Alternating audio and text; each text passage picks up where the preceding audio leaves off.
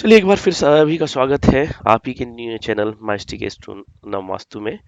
और आज मैं आपके लिए लेके आया हूँ एक ब्रह्मास्त्र। ये ब्रह्मास्त्र 7 सूत्रों से मिलकर बना है। और अगर ये 7 सूत्र आप फॉलो करते हैं वास्तु में, तो आपकी लाइफ में हमेशा सुख समृद्धि और पैसा आता रहेगा। और हमेशा कभी धन की कमी नहीं होगी, कभी प्रॉब्लमेटिक नहीं आएगी, और बीमारी से दूर भी रहेंगे। तो जान लेते हैं वो 7 सूत्र क्या हैं जो आपकी लाइफ को बिल्कुल चेंज कर देंगे। तो पहला है, घर की जो मेन एंट्री है, जो मेन डोर है, आप जब एंट्री करते हैं तो टी शेप में नहीं होना। टी शेप में नहीं होने का मतलब कि घर का द्वार नहीं। जब आप मेन डोर से जाते हैं, मेन रोड से या किसी गली से जाते हैं, ये एप्लीकेबल है किसी भी, या तो शहर हो, गांव हो, कहीं भी। तो होता क्या है, जनरली आप मेन रोड से जाते हैं और आप एक अंदर छोटी गलियां निकलती हैं जो आपको अंदर अंदर के हाउसेस को जोड़ती है। तो अगर आपकी घर की एंट्री, दोनों साइड आपकी जमीनें नहीं है और एक सीधे एंट्री जो मेन रोड जा रही है वो आपके घर के मेन डोर पे ही जाके खत्म हो रही है और उसके बाद टी शेप में डिवाइड हो रही है, तो इस केस में क्या होगा कि ये आपका टी शेप हाउस एंट्री कहलाएगी। तो इसको हमेशा अवॉइड करना है। तो अब इस केस में अगर आप उस घर को चेंज नहीं कर सकते, तो एक पर्टिकुलर सॉल्यूशन ये कर सकते हैं आप उसके लिए कि वहां से मेन डोर ना देके मेन डोर को चेंज कर दीजिए, डायरेक्शन चेंज कर दिए बेस्ड ऑन वास्तु। इधर ईस्ट दे दिए, या फिर नॉर्थ भी दे सकते हैं। तो बेस्ड ऑन दैट आपको चूज करना है। तो पहला, आपको टी शेप एंट्री के हाउसेस को अवॉइड करना है। सेकेंड, लेट्स सपोज आप किसी गली मोहल्ले में रहते हैं, तो एंड छोर जो होता है उसको अवॉइड करना है। लेट्स सपोज एक 10 रो हाउसेस हैं या 10 घर हैं किसी गली में, हम एंट्री करते हैं जब सोसाइटी में या गांव में कोई भी एक गली होती है, राइट। तो उस पर्टिकुलर इसमें एंड वाले को आपको अवॉइड करना है, स्पेशली साउथ ईस्ट और साउथ वेस्ट। तो साउथ ईस्ट बेसिकली आपकी 8-10 साल में आपकी घर में इतनी बुरी कंडीशन ला देगा। मैं बात कर रहा हूँ स्पेसिफिक टू एक्सीडेंट से रिलेटेड या बीमारी से रिलेटेड, जो भर देगा पूरी तरह से। तो आपको इसको हमेशा अवॉइड करना है। सेकंड, अवॉइड करना साउथ वेस्ट, जो आपको कर्जे में इतना डुबा देगा कि आप अनुमान ही नहीं लगा सकते। सब कुछ सही चल रहा था और आने वाले 8 से 10 साल में ये स्थिति उत्पन्न हो जाएगी। तो ये दो हो गए। स्पेसिफिक में बोल रहा हूँ, अदर भी इम्पेक्टेड है, बट उसमें मेजर इम्पैक्ट ये दो देते हैं। अब थर्ड जो सूत्र मैं बताने जा रहा हूँ वो है जो आपको चाहिए।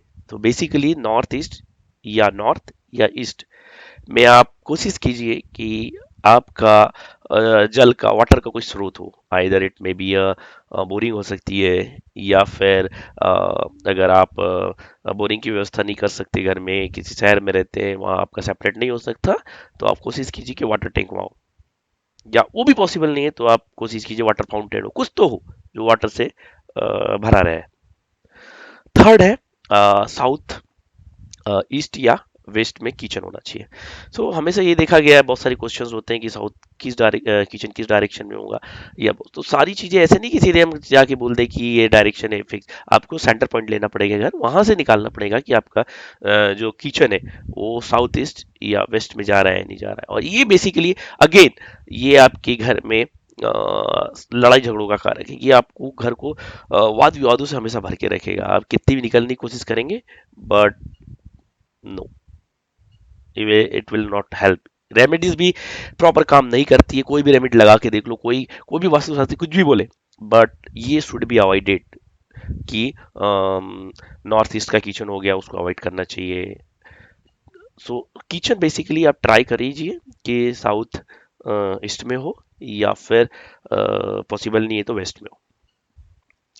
तो ये 4 हो गए। 4 के बाद हम चलते हैं बेडरूम पे। बेडरूम जनरली सबसे बेस्ट माना जाता है साउथ में या फिर वेस्ट में। तो साउथ वेस्ट भी हो सकता है, साउथ भी हो सकता है। ये जनरली 2 एरियाज हैं जहाँ आपका बेडरूम होना चाहिए। उसका रीज़न ये है कि जैसे कि आप नॉर्थ में बेडरूम दे रहे हैं, कुछ ऐसा आर्किटेक्ट डिज़ाइन करते हैं कि नॉर्थ में दे देते हैं या ईस्ट में दे सकते हैं। तो होता क्या है कि ईस्ट या नॉर्थ ईस्ट में जो होता है वो एक्चुअली इतना एनर्जेटिक होता है, वो सबके लिए इफेक्ट नहीं करता है काम। बट अगर न्यू मैरिड कपल्स हैं वो यूटिलाइज कर सकते हैं, बट ऑल टाइम वो न्यू मैरिड कपल तो रहेंगे नहीं। घर एक ही बार बनेगा आप, या 2 बार बनाओगे, जितना भी बनाओगे। बट बेटर ये है कि वो पर्टिकुलर लोकेशन चूज करो जो हमेशा एप्लीकेबल हो सके, क्योंकि बार बार आप चेंजेस नहीं करा सकते। कलर पे आते हैं। तो आजकल चलन है, हर कोई नए नए कलर एडवाइस करता है, स्टूडेंट के लिए अलग, या फिर पेरेंट्स के लिए अलग, या खुद के लिए अलग, और या ऑब्वियसली बेस्ड ऑन लाइक किस पर्टिकुलर डायरेक्शन में कलर्स होते और उनके हिसाब से आप लगा भी सकते हैं, चूज भी कर सकते हैं, लगाया भी जा सकता है। जैसे साउथ फायर से रिलेटेड है, तो उस समय अपने उस साइड अपने को रेड और बहुत सारी चीजें। बट अगर वो सब कुछ नहीं करना चाहते या उतने इसमें कॉम्प्लिकेशन में नहीं जाना चाहते, तो पूरे घर को आप वाइट रखिए, वाइट करा सकते हैं या फिर ऑफ वाइट करा सकते हैं। ये आपके लिए मनी लेके आएगा। अब लास्ट पे चलते हैं, हमारे ब्रह्मास्त्र के 7 सूत्रों में से। आपने सुना भी होगा कि सूर्य की किरणें घर के अंदर आनी चाहिए तो फुली वेंटिलेटेड होना चाहिए। फुली वेंटिलेटेड का मतलब नहीं है कि गलत डायरेक्शन से एयर आना चाहिए। बेसिकली ट्राई कीजिए कि जो आपके वेंटिलेशन है, आपके जो विंडोज है, वो नॉर्थ हो या ईस्ट हो। नॉर्थ, ईस्ट, नॉर्थ, ये तीनों काम करते हैं। आई थिंक अगर ये आप सेवन सूत्रों को, इस ब्रह्मास्त्र के सेवन सूत्रों को आपने अमल में ला लिया, आपने अपने डेली रूटीन में ला लिया, या आपने इन चीज़ों को फॉलो कर लिया, तो मुझे नहीं लगता कि कोई प्रॉब्लम्स आपके लाइफ में क्रिएट करेगी, बिकॉज ये सारी चीज़ें ही कॉम्प्लिकेशन पैदा करती है डेली लाइफ में, मनी से रिलेटेड एक सूक्ष्म समृद्धि में। तो हाँ, होप एंजॉय किया होगा अपने वीडियो, और मैं आशा करता हूँ कि इन चीज़ों को आप ध्यान देंगे और चेंज करने की कोशिश करेंगे। वास्तु में बहुत सारी चीजें हैं जिनको ध्यान देना है, बट ये अगर 7 सूत्र जो वास्तु से स्पेसिफिक इम्पैक्ट रखते हैं, जिनको चेंज नहीं किया जा सकता और क्रिटिकल रोल प्ले करते हैं, वो मैं आपके लिए लेके आया। होप आशा करता हूँ कि आपको मेरे वीडियोस पसंद आ रहे होंगे, और इसी तरह लाइक करते रहिए, सब्सक्राइब करते रहिए। फिर मिलते हैं अगले नए टॉपिक के साथ। Thank you so much. जय मां जगदम्बे।